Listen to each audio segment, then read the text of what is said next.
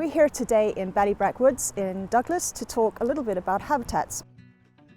What a habitat is a place where plants and animals live, and we can tell what a habitat is by the plants that live in it.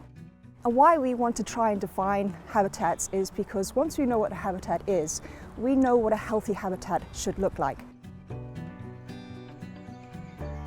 Trying to understand what a habitat is not always easy. They're not discrete units. They'll often be mosaic of different habitats. If you look around me here, we'd want to define this little bit maybe as a wet grassland, but then we have scrub coming in. We've also got all these aspen moving in. We've got woodland over here. It's a huge mix of things. So what we with Wildwork have done here is actually we've mapped the habitats in this little piece of parkland because the community groups were really interested in knowing what habitats they have here and then understanding how they can manage them in the best way for nature.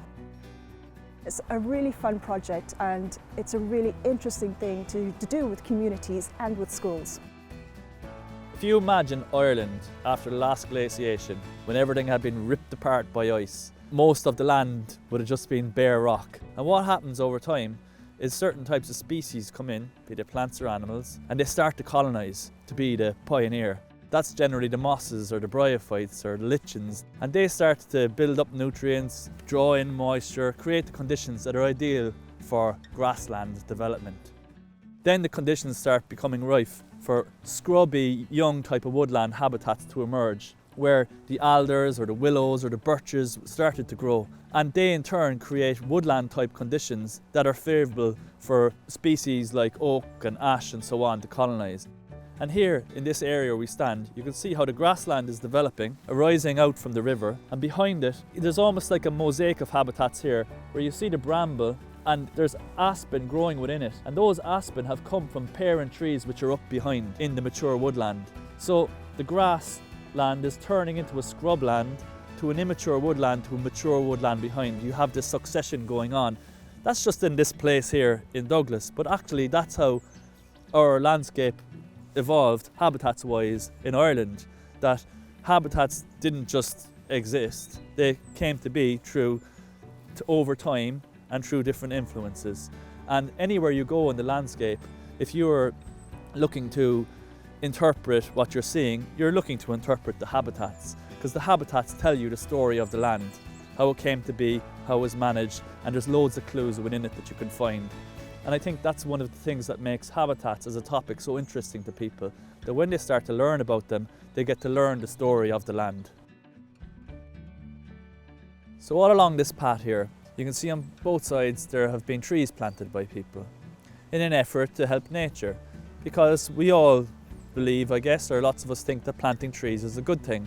And most of the time it is a good thing to be planting trees, but it's not always necessary to plant trees. So there's been effort here to help nature by planting trees, both sides of this path, at an expense, physical effort. And the trees are doing okay, there's some oaks and some beech. But if you look behind these trees and you look at all of the aspens that are growing with the paler bark, of the 2 or 3 trees that were planted, there's at least 5, 6, 7, 8, 9, 10 other trees that nature itself has provided and started growing in this area. And these aspens are the most appropriate species of trees to grow here because they're from the habitat that exists in this place. And if we want to help nature in Ireland, if we want to restore nature, rejuvenate it, improve biodiversity, probably the best way of doing it is facilitating habitats being able to do their thing. It's as if lots of our natural spaces, the habitats within them, are locked up inside in a box, and people can be the key to open the lock on that box and allow the habitats to emerge and come out and almost take over. And someone I know once described it to me. They said it's like there's an army there, lying in wait, that we have an army of habitats in Ireland, and the army is kept back, but if we just open up the door, it can come out, and the woodlands can emerge, the wet willow woodlands can come out, the wet grasslands can come back, the floodplain meadows, the beautiful bogs, loads of it can restore itself too. It has that capacity, and all we have to do is allow it to do so. So I would just suggest to all wild workers out there that if you're worried about the state of our landscape, that's a fair thing to worry about, but just think about the habitats that we do have and think about their potential, because we can be the key to unlocking that potential.